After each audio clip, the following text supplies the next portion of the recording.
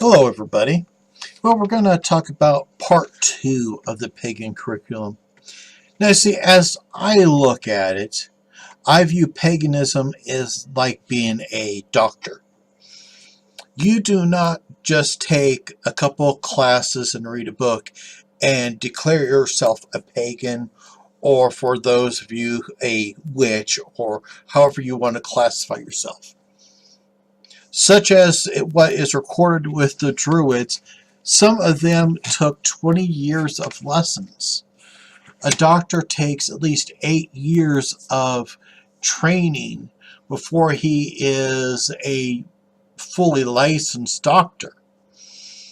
I mean, before, they're known as med students. They're taking some medicinal classes.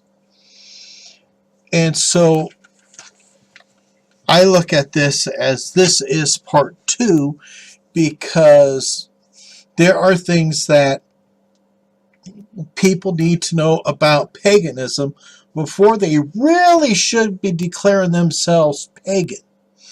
There are core parts of this that are required, so you actually know kind of basically what you're talking about when it comes to being a pagan. So let's get started here. We're going to talk about creating your Book of Shadows and Grimoire. Those are two separate books. Your Book of Shadows is about your tradition. Your Grimoire is about your magic. We're going to be talking then about building your pagan ethics. What makes you you as a pagan? That's very important.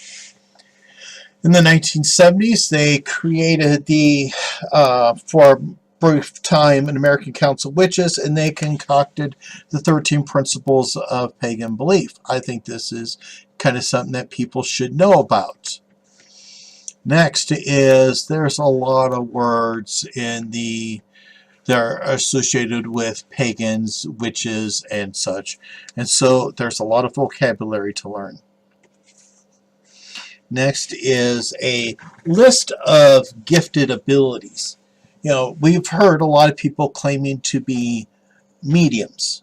Well, there's more to than just being a medium. There are people that can read minds. ESP. Then we're going to talk about the understanding of balance and perspective. Pagans are supposed to have an earth-based relationship with the earth and life. And so we have to learn to have a balance, a harmony with the world around us.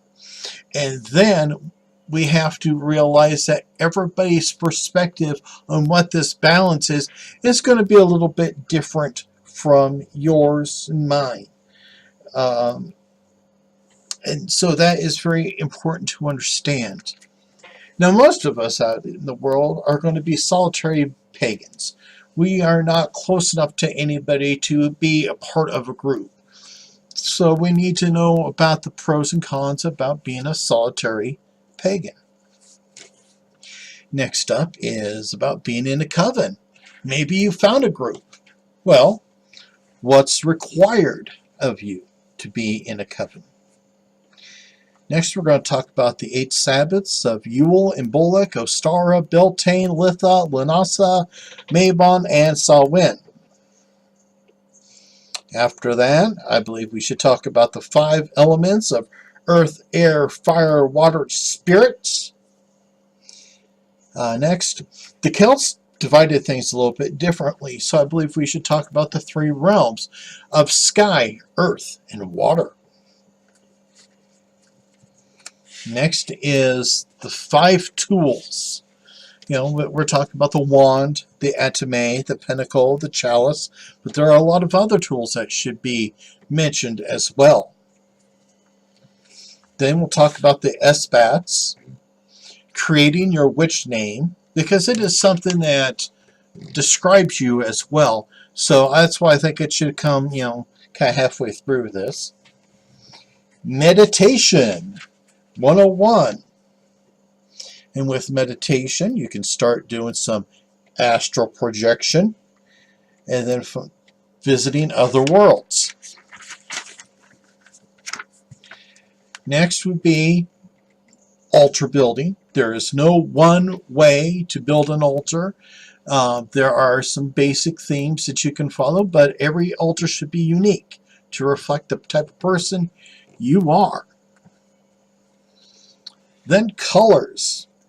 Each color has a meaning, and so we need to learn what each meaning is. And while you're learning colors, you can start looking at people's auras. And then also very colorful are the chakras. Next would be, we're talking about ley lines and stone circles. There are places around this planet where the energies are a little bit higher, a little bit different.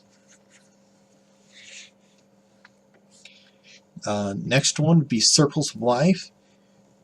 Realize that every animal has its own cycle. Some animals live a year, some live 60, some live longer. And so each cycle of life affects another. It's very important for us to know that. Then we'll talk about tree lore and tree bonding. The Celts had this concept that's kind of contested about the tree alphabet and such, but each tree has its own kind of energy. Then there's weatherworking. We're going to look a little higher then and look at planet lore. We're going to look at omens and signs. We'll create a dream journal and understand dream symbolism. We're going to talk then about sacrificing things and how we don't basically do that anymore. Then rules of a community. Not everybody is meant to be a high priest or priestess. We have all heard of the phrase, too many chiefs, not enough Indians. Well, if everybody is trying to be a high priest, high priestess, we're going to have cases of too many chiefs, not enough Indians. And we're going to talk about spiritual entities. The Fae are spiritual entities. And now you're coming to the end, so I believe that, then you could start finding your path. What calls out to you? And finally ending on a self-dedication ceremony where you decide for yourself and dedicate yourself to following that path. So hopefully this helps some people. I would love to hear some feedback and find out what you think is missing. Maybe I should add something, twist something around just a little bit. So everybody, take care. Be at peace.